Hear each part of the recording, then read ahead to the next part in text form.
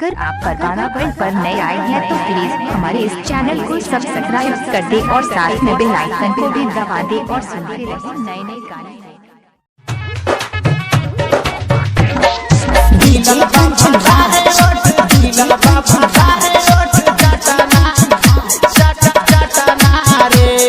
नीम चौक चौसीमा वैशाली। आप सुन रहे हैं सिंगर पंकज राजा को।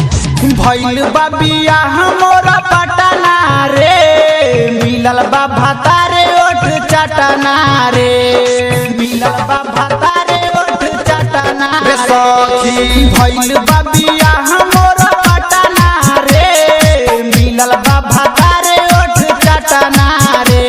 दिन भर लागे रात भर जागे, ओही में बसल बा परनवा रे। भइल बा बियाह मोरा पटना रे, मिलल बा भातारे ओठ चटना रे। मिलल बा भातारे ओठ, मिलल बा भातारे ओठ नीम चौक चौसीमा वैशाली। चटना रे।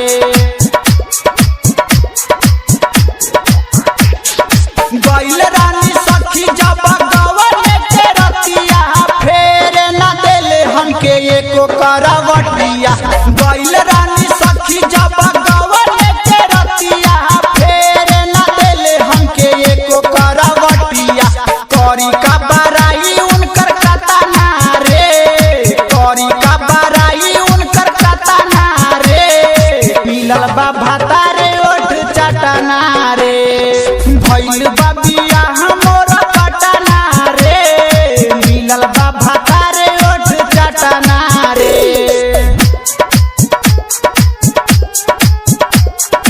मिलल बा भातारे ओठ, मिलल बा भातारे ओठ चटना रे।